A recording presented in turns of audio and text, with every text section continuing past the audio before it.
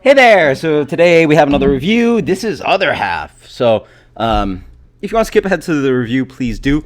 This arrived recently in town at Uppsala Grocery, which has some great selection outside of GB, which I buy most of my beer. This was canned about 3 weeks ago. This is broccoli.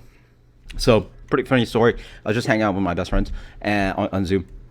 And he's like, "Oh yeah, I'm having Florence." I was like, "Oh yeah, Hill Farm said Florence. I really miss that beer." He's like, "No, Florence." So I think what he meant was actually florets.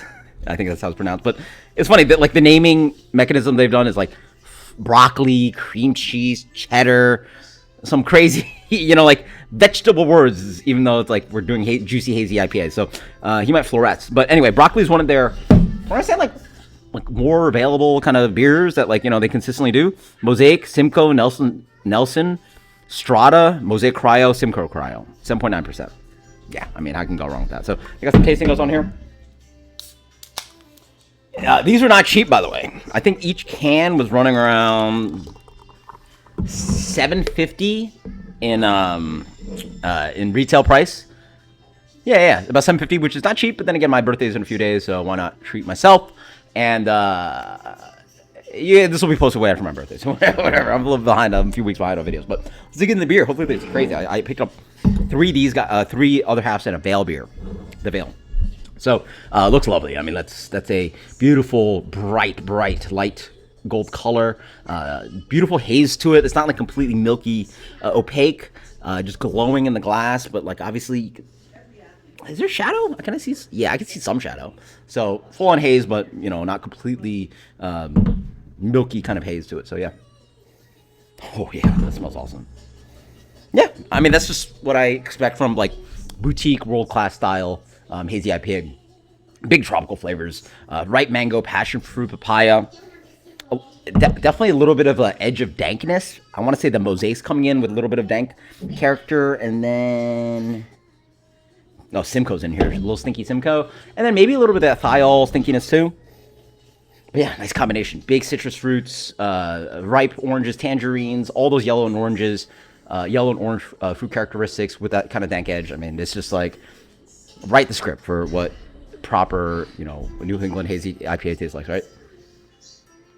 Got a little bit chilled. DDH Imperial IPA. Yeah, I mean, that's crazy good. Yeah. So it's rocking. So honestly, with hazy IPA, sometimes I always mention this like magic number where hazy beers, IPAs should stand. Blah blah blah blah. 7.9 is a good number. Beer's good. Up front, just like the nose, big tropical notes. All those ripe, yellow, orange fruits, mangoes, tangerines, papayas. First, other noticeable thing, it's got a nice creamy mouthfeel.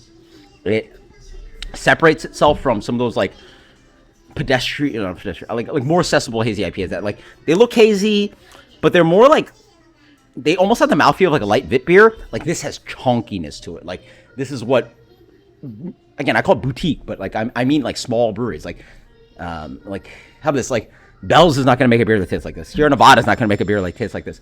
But I mean, these breweries, some of these breweries got really big, but we're talking about Treehouse and Other Half and Trillium. Like, the names, Monkish, blah, blah. Like, they're boutique. Like, they grew up making this kind of style, and they're just not at the scale of something like those breweries, and just are able to make this consistently, actually. And now they produce a lot of beer, but pretty good. Before, we're talking about, like, really tiny breweries, but actually, they're actually pretty big now. So, anyway, I will say, it dries out pretty hard. For 9%, for basically 8%, it comes off a little dry, a little bit bitter. I mean, the bitterness is fine, but it's got a little bit of that kind of grassy astringency. I like it, honestly, but I would tone it down halfway. And so it just comes off a little bit too dank, grassy, earthy on the back end.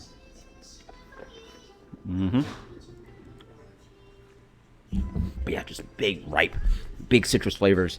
A little bit like that like when you want these beers, I mean, you spend a good amount of money, like, pretty much $8 including tax, with tax included. It is it's in the realm of what world-class hazy IPA tastes like. And it's not actually ridden with all flavors, which is great, because like some of these breweries still do that, despite being like a name brewery. For me, it's just a little too harsh on the back end. Definitely a little too much polyphenol.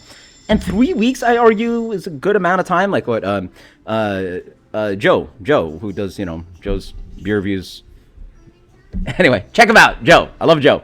I think it's like Joe's Arcade. I think it's the actual name of the channel. But he's about aging them, right? Like, I personally would probably give this another 2-3 weeks. 3 weeks is a good time, but I can't imagine what this tastes like fresh. It would be too green. Still a little too green, but still delicious. See, as I wait more, now the chalkiness is coming in. So I'm actually sort of lucky I started off cold, and I can sort of slug it down before it gets super laden with those off flavors.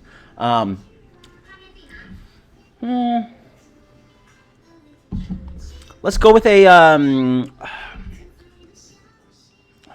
pretty good. I do like this stuff, but without the off flavors, clearly a world-class beer. It's still very good. I'm still like a Haze boy. Deep in my heart, I'm still a little bit of a Haze boy, even though like I barely review them, barely buy them anymore, barely review it for you guys. But when it's good, right? I'm still a Haze boy at heart. 93. Okay. Broccoli, other half. Let me know what you think. Cheers later.